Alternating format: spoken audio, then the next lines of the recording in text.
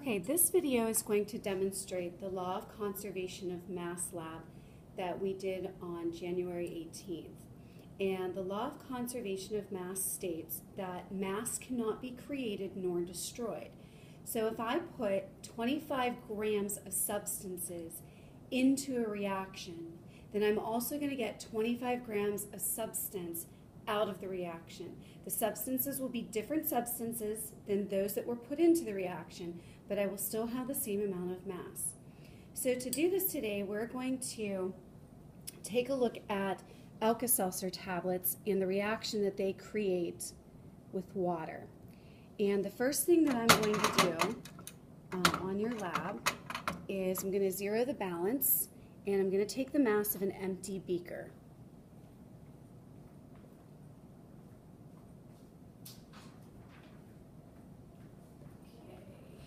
Let's see what the empty beaker mass is. And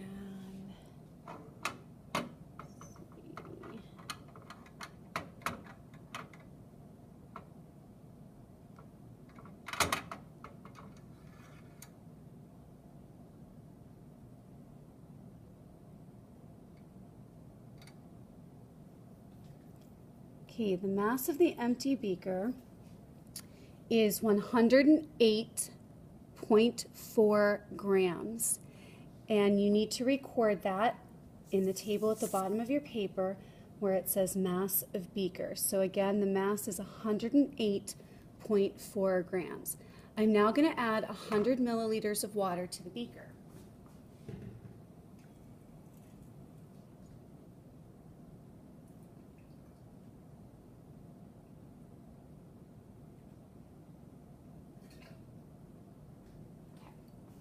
I'm now going to take the mass of the beaker with the water.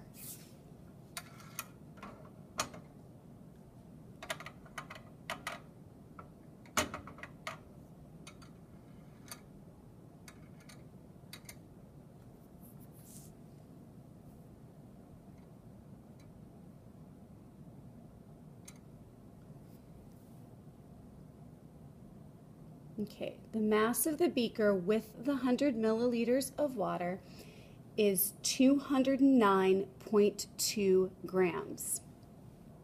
Now what you want to do after you record the 209.2 grams for the mass of the beaker and water in the table at the bottom of your paper, you need to calculate the mass of the water.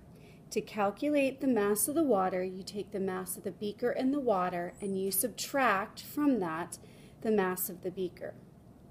You'll notice in your table that we already have filled in the volume of water, which is 100 milliliters. And now what we're going to do is we're going to take the mass of a piece of parafilm and an Alka-Seltzer tablet.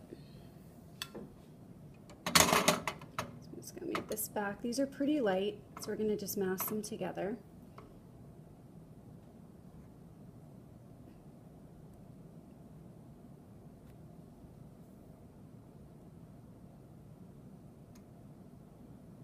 Okay, the mass of the parafilm in the Alka-Seltzer tablet is 4.3 grams. So you want to record 4.3 grams in the table at the bottom where it says mass of tablet plus parafilm. The last thing you're going to do before we actually do the reaction is we're going to find the total mass. So we need to add the mass of the beaker plus water to the mass of the tablet plus the parafilm. So again, you're going to add the mass of the beaker plus the water, which in this case was 209.2 grams, and you're going to add that to the mass of the tablet plus parafilm, which was 4.3 grams, to get your total mass of the beaker plus the water plus the tablet plus the parafilm. Okay, what we're going to do now is we're going to go ahead and do the reaction, and I'm going to place a piece of parafilm over top of the 100 mils of water in the beaker here, and I'm going to add an Alka-Seltzer tablet. When Alka-Seltzer is added to water, a reaction occurs in which sodium citrate is made and carbon dioxide. What's in the Alka-Seltzer tablet is aspirin, citric acid, and baking soda, sodium bicarbonate. And you're going to see a lot of bubbling and you should see some gases rising to the top. There's going to be some condensation that forms on the parafilm. And what I'm going to do is I'm going to create a closed system with this parafilm. That means the entire system is completely closed off, nothing can come in and nothing can come out. And I'm going to pull the parafilm down around the edges to make that seal. And I'm going to allow the Alka-Seltzer to react. And I'll show you that here in a minute. And you can see that the parafilm on top is starting to balloon up. Okay, and I'll bring this a little bit closer. Okay. So basically what we're trying to do is we're trying to contain all of the products that are being made, especially that carbon dioxide gas, to prove that the mass is not going to change after this reaction has occurred. If I don't close the system off and the carbon dioxide gas releases, then we are going to see a difference in our mass, and that's not what we want to see today. All right, so it looks like our reaction is finished. So I'm going to go ahead and I'm going to take the mass of the beaker with the parafilm after it's been reacted.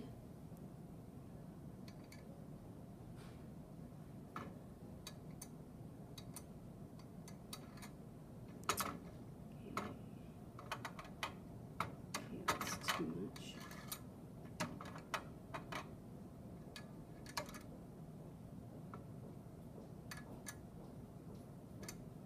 And the mass, which will be recorded in the after reaction column, looks to be about 213.3 grams. So the final mass after the reaction is 213.3 grams, and you'll record that in the column that says after reaction at the very bottom for the total mass. Okay, we have one more thing to do. Hopefully this mass coincided with the total mass that you got before the reaction. If it's a little bit off, that's okay. It's probably a little bit off because of human error. While putting the parafilm on, some of the carbon dioxide could have been released. What we're going to do, though, is the law of conservation of mass talks about the mass and that the mass doesn't change. But that doesn't mean our volume can't change. So what I'm going to do now is I'm going to pour the results of this reaction into a graduated cylinder, and I'm going to take the final volume. And the final volume, it's up over 100, so I'm going to estimate this to be about 104 milliliters.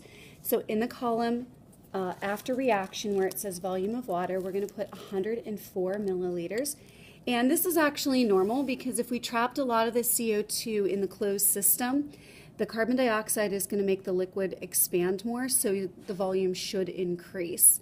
If any of the gas is released out of the closed system and escaped into the air, then you would probably see a decrease in the volume because the gases aren't being trapped inside of that liquid. So this is the law of conservation of mass.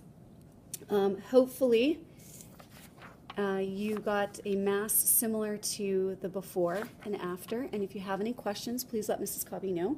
And now you can go ahead and answer the questions on the back, questions 1 through 5.